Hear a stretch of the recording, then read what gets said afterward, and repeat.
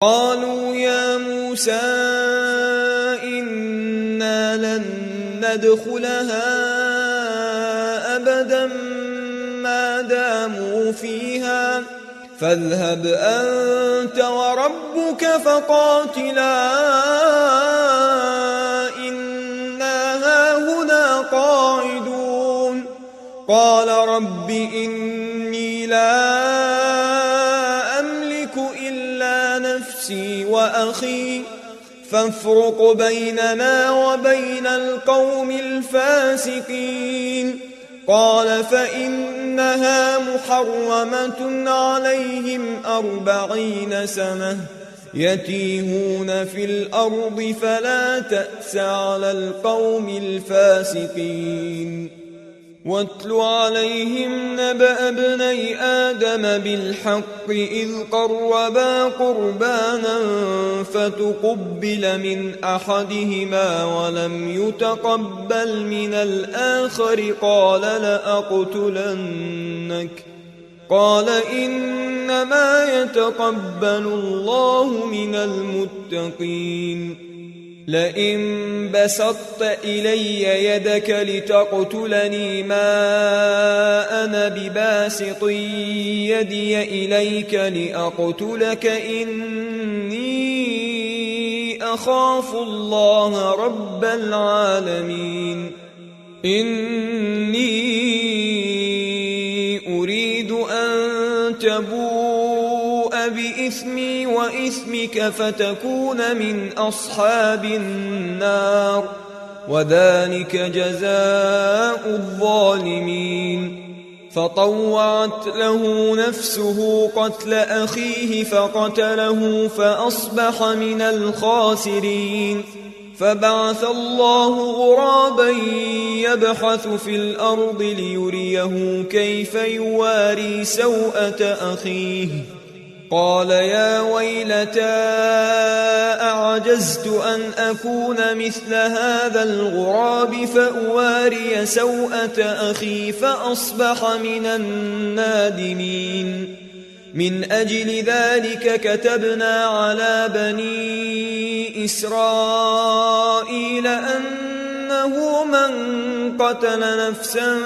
بغير نفس أو فساد في الأرض فكأنما قتل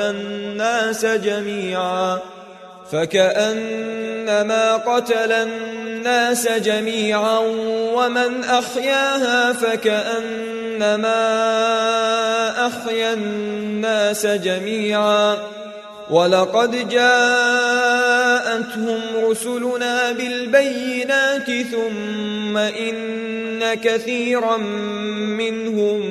بعد ذلك في الأرض لمسرفون إنما جزاء الذين يحاربون الله ورسوله ويسعون في الأرض فسادا أن يقتلوا أو يصلبوا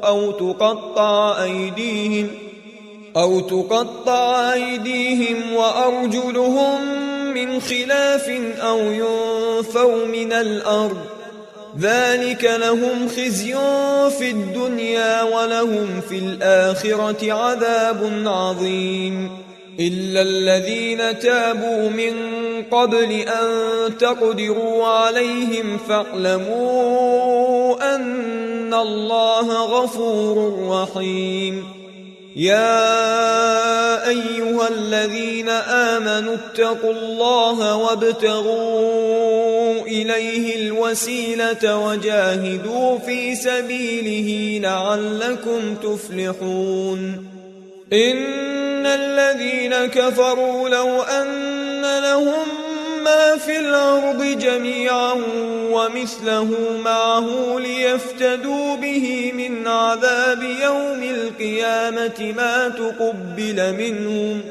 ولهم عذاب أليم يريدون أن يخرجوا من النار وما هم بخارجين منها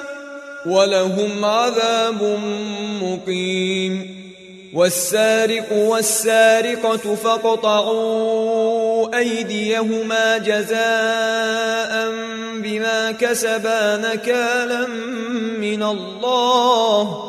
والله عزيز حكيم فمن تاب من